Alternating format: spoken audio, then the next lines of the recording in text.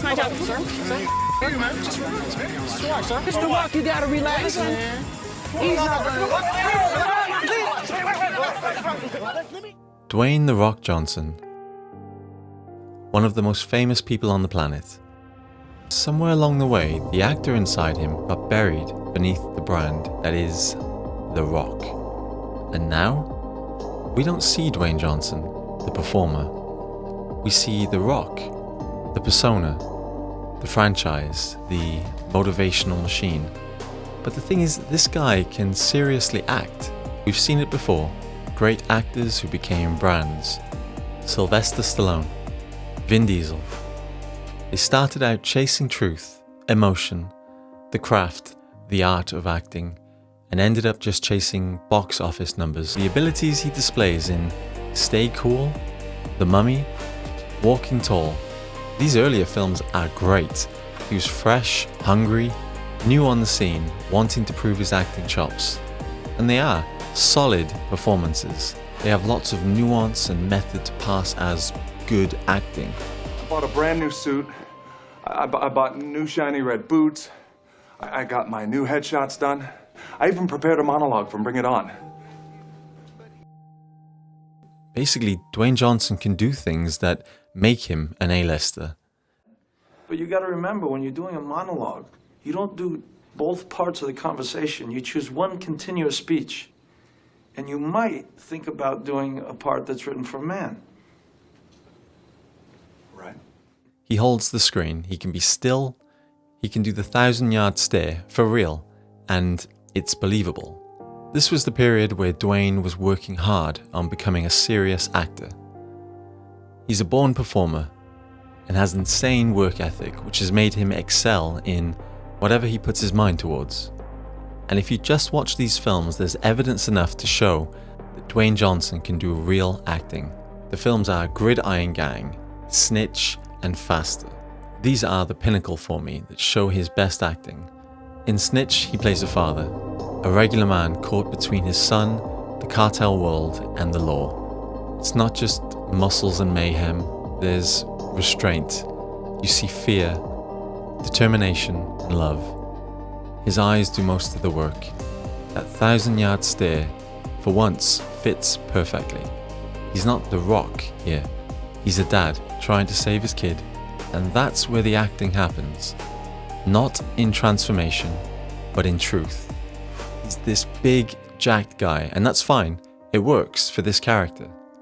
To give you context, his older son is in jail. His life is on the line, and Dwayne can maybe do something insane to help fix this. Visiting his son in jail, you get to see a whole range of nuances. Because he's a tough guy, and he knows that his son needs to toughen up, and that there's dangerous elements all around him. Tell me. It's okay. But his son is too heartbreaking. His son breaks down. And you can see it's painful for Dwayne. Believe me, right?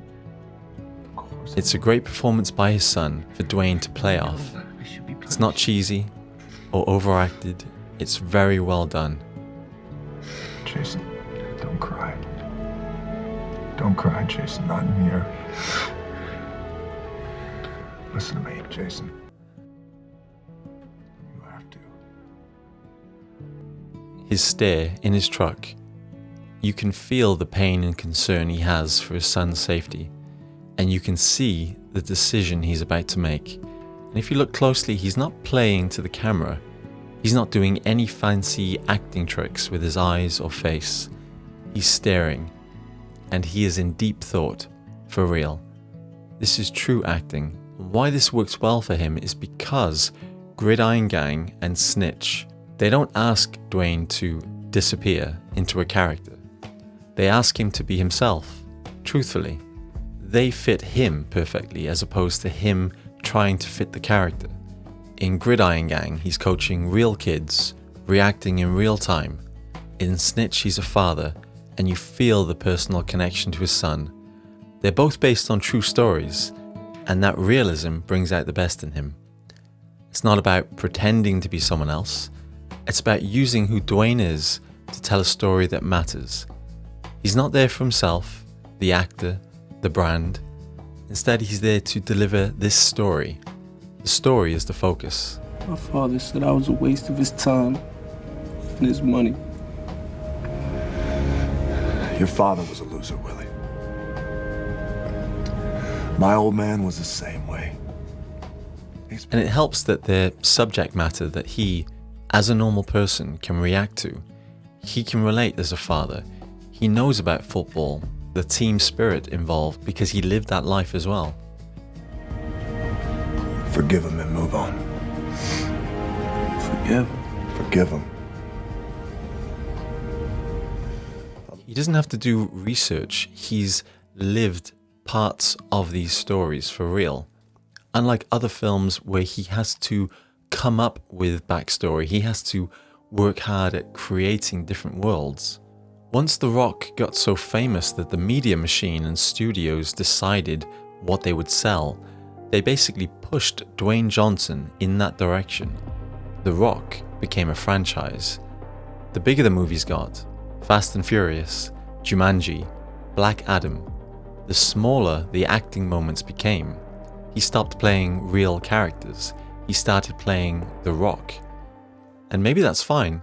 He's built an entire empire on it. Somewhere along the line, the actor got lost in the image. Now the public doesn't talk about his acting performances. He's just the face of the next movie franchise. They don't even mention his acting at all. Did anyone even mention his acting in Black Adam? It wasn't the focus. The focus was the costume, his incredible size that he got to, the amazing shape that he was in. They were selling more the franchise, the toys that they could sell off the back of it, the possible sequels, and the possible expansion into the Marvel universe. The acting took a back seat to everything.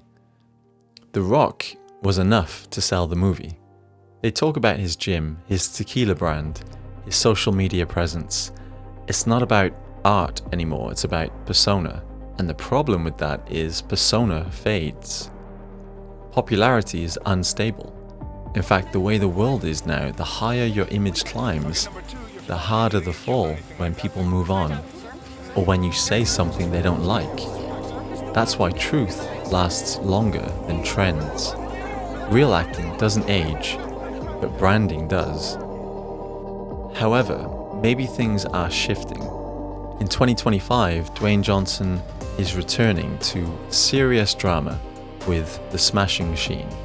And from the trailer, you can already see it's something different, a quieter, more introspective performance.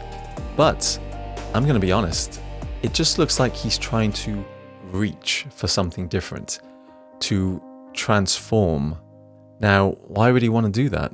Maybe it's because he's had enough of being the brand, The Rock. Maybe now he wants to be able to play a character without people judging it through his persona. Maybe now he's trying to break the connection between himself and the character that he plays on screen. From what I've seen, it still feels like The Rock playing a broken man rather than being one. And that's the challenge he faces now, escaping his own shadow, his public persona. If Dwayne Johnson wants to remind people he can act, he doesn't need a massive transformation. He doesn't need to disappear into a method role or chase awards. He just needs to pick the roles that fit him, roles that let him react truthfully, emotionally, and simply as himself.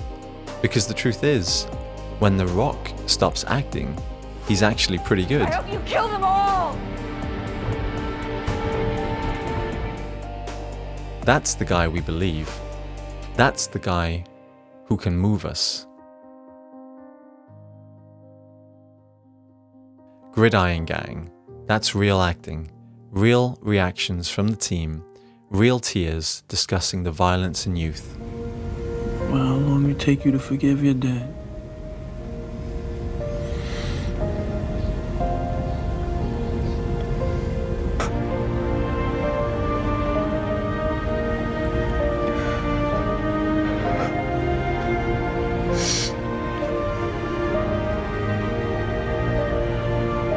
Just now.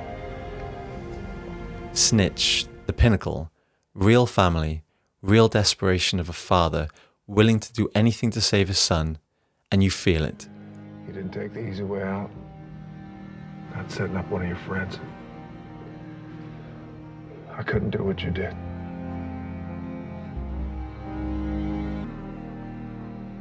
I love you, son. I love you too. Faster, a real brother, kicking ass, but on the edge of tears behind the punches because of the pain he feels for his lost brother. It's all real.